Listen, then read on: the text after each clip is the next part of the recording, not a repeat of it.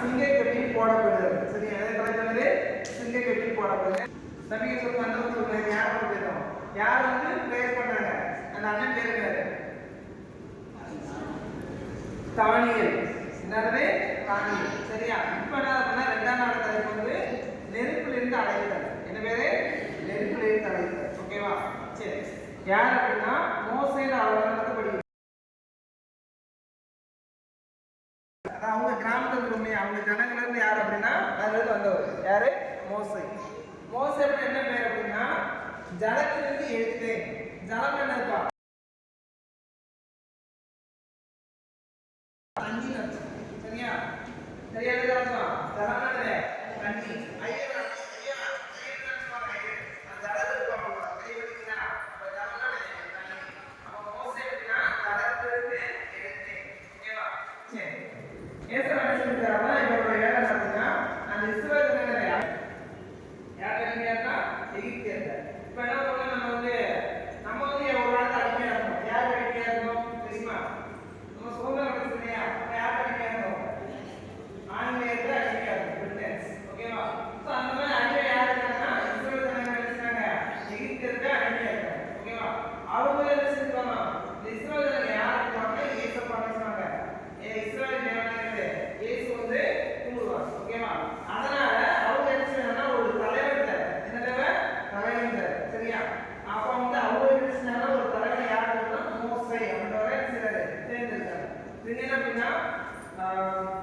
எகிப்துல இருந்து ஒரு குறிப்பிட்ட தூரத்துல இருக்க ஒரு அவங்களுடைய மாமனார் இருந்து போயிட்டாங்க. யாரு? மோசே.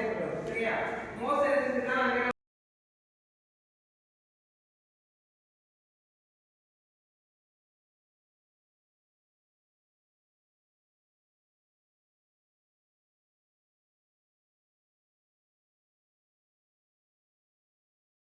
மோசே செஞ்சாங்க. ஓகேவா? இந்த மோசே போனதுக்கு அப்புறம் ஏசப்ப பேசுறாங்க. அந்த மோசே பேசுறாரு. என்ன செய்றாரு? மோசே பேசுறாரு. எப்படின்னா ஒரு நாள் இது நடந்து போயிட்டு இருக்காங்க. மலை நேரத்துல இதுக்கு பக்கத்துல ஒரு முள்செடி. என்ன இருக்கு? முள்செடி. சரியா? முள்செடிங்க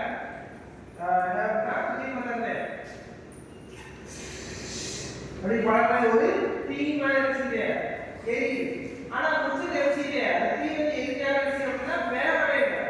இப்ப நம்ம தீ வச்சு மரத்துல தீ போட்டோம் எரியுமா எரியாதா? எரியும். எரிஞ்சு அடிச்சிடும். அந்த செடி போய் காய்ச்சி கருவாடா போயிடும். ஆனா இப்போது பார்த்துட்டே இருக்காரு. மோசடி பார்க்கறாரு.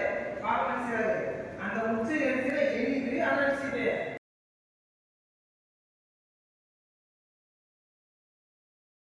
புதுமையான பார்க்கணும். ஒரு புதுசு காரோ தெரிஞ்சவங்க யாரும் சொல்லுது நம்ம பார்க்காத செய்வாங்க வந்து அது என்ன பார்ப்போம். சொல்லுங்க.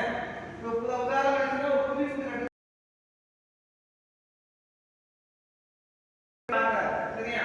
பார்ப்போம் பார்த்தீங்கன்னா ஆண்டவர் வந்து அப்படி வாழ்ந்து மோசே எடுத்துக்கிறாரு. கூப்பிடுறாரு. ஓகேவா? கூப்பிட்டாலே ஆண்டவரே என்ன சொல்லும். ஆண்டவரே யார் சொன்னீங்க? நம்முடைய இஸ்ரவேலின் தேவன் அப்படின்னு சொல்றாரு. என்ன சொல்றாங்க? இஸ்ரவேலின் தேவன். உன்னை நினைச்சிருக்கீங்க இந்த இஸ்ரவேல் ஜனங்கள் மக்களை விடுதலை படுத்துறதுக்கு கூட்டி செய்யறதுதான் நினைச்சிருக்கா. உன்னை தேர்ந்தெடுத்துருக்கேன் அப்படின்னு சொல்றாரு. என்ன சொல்றாரு? தேர்ந்தெடுத்துருக்கேன் அப்படின்றாரு. அப்படியா? அவங்க அது பண்ணுங்க பேசுறீங்க. அதே மாதிரி இப்ப சொன்னா நான் ஸ்கூல் பண்ணுங்க நம்ம கடைசியில் இருப்போம். நாலாவது கடைசியில் பண்ணுவோம். நம்மளும் முன்னாடி ஸ்கூல்ல வந்து பேசுவோமா? இதை முன்னாடி ஒரு பரிசு இருக்குவோம். சொல்ல மாட்டோம். தெரிஞ்ச பரிசுமே சொல்ல மாட்டோம். ஓகேவா? அப்படி இருக்கும்போது என்ன அப்படின்னா அந்த மாதிரி இருந்தாரு. எனக்கு பேச தெரியாதவரே அப்படின்னு சொல்றாரு. திக்குவாயும் வந்த நாவல் அப்படின்னு சொல்றாரு. ஓகேவா? சரி. அப்படி இருக்கும்போது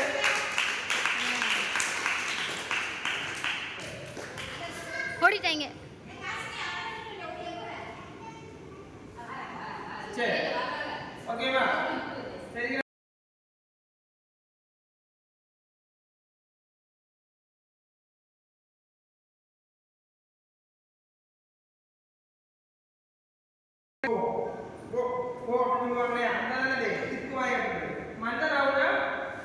ஒரு கோயில் சொன்னது நான் கூருக்கு போறேன் அப்படின்னு திக்குவாய்.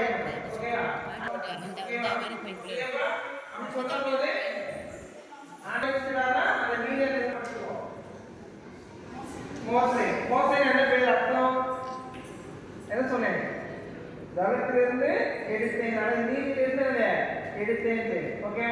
சரி, இவங்க வந்து எந்த விதத்துல அடிமையா இருந்தாங்க? எதுல அடிமையா இருந்தாங்க? எந்த விதத்துல அடிமையா இருந்தாங்க? எகிப்து தேசத்துல அடிமையா இருந்தாங்க. சரியா?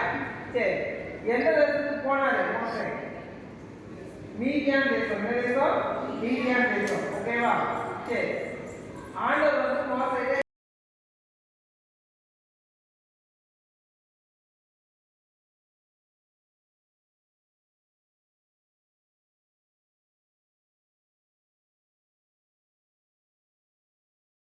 முடிச்சு ரெடிப்பா இருந்துச்சு. ஆ ஓகே, அப்பா கவனிக்கிறீங்க. ஓகே.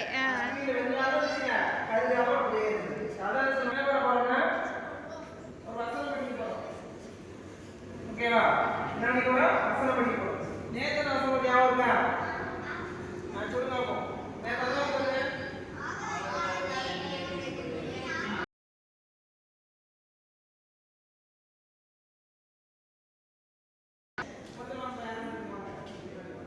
முன்னாடி சொல்லுங்க.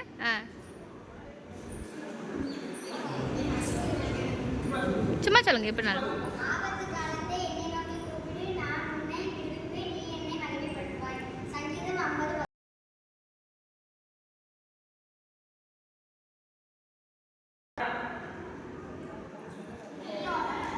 சரி, சரி, இன்னைக்கு வசனம் படிக்க போறோம். சரியா? சொல்லலாமா? சரி, என் உடன்படிக்கையை சொல்லுங்க.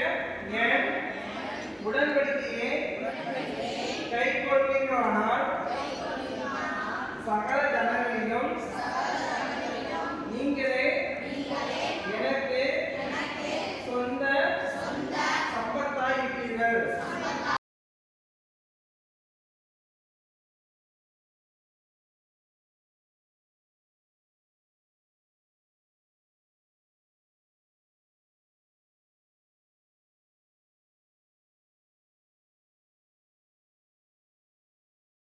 அப்படிதானே? அப்ப நம்மள இல்லைன்னா நம்ம அப்பா என்ன செய்வாங்களா? அப்ப நம்ம தான் அது அதனால ஆண்டவர் என்ன சொல்றாரு? நம்ம அவனுக்கு பிள்ளையா இருந்தா நமக்கு என்ன அவர் வந்து நம்ம வந்து அவனுக்கு சொத்தா இருக்கணும் அப்படின்னு சொல்றாரு. ஓகேவா?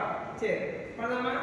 சொல்ல வசனம். என் உடன்படிக்கையை கைக்கொள்வீர்களானால் சகல ஜனங்களிலும் நீங்களே எனக்கு சொந்த சம்பத்தாய் இருக்கிறீர்கள். யாத்திராகமம்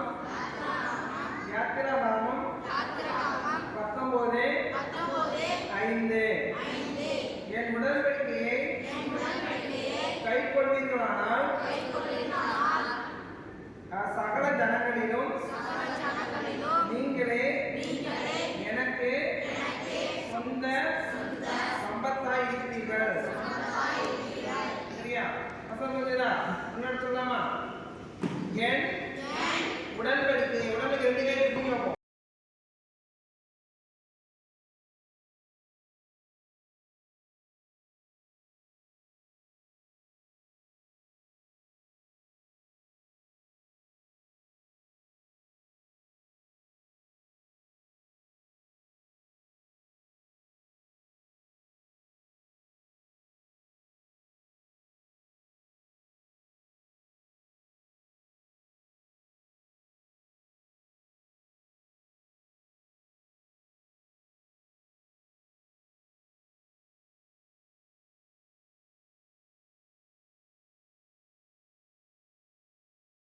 எனக்கு சொந்த சம்பத்தாய் இருக்கிறீர்கள்.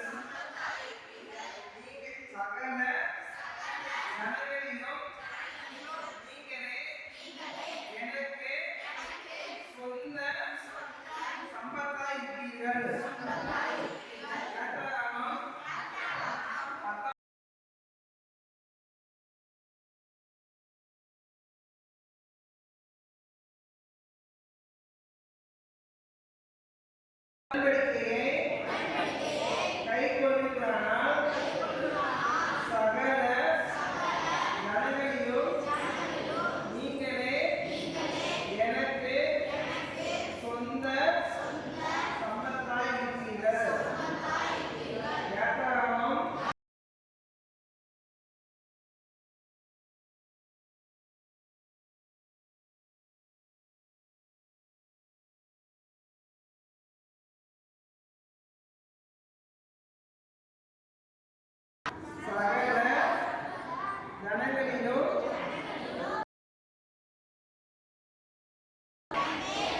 சொந்த சம்பத்தாய் இருக்கிறீர்கள். சொல்லுமா சம்பத்தானே சொத்தா இருப்பீங்க. சொந்த சொத்து எனக்கு என்ன சொந்த வீடு இருக்குனாலும் சொல்லுவாங்க. எப்படி சொல்லுவோம்? இப்படிதான் சொல்லுவோம்.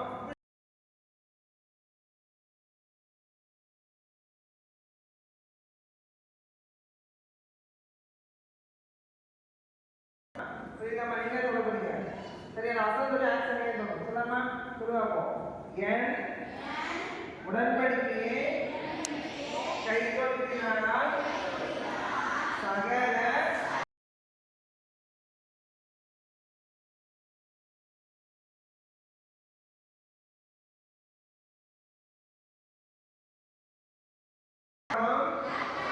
பத்து 19 5